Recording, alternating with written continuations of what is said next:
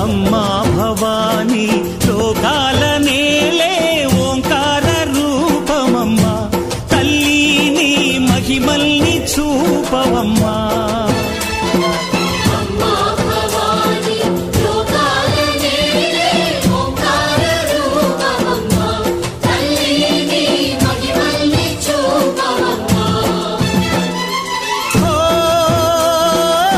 సృష్టికే దీపమా, శక్తికే మూలమా, సింహరథమే నీదమ్మా. అమ్మ దుర్గమ్మ భక్తులను దీవించుమా.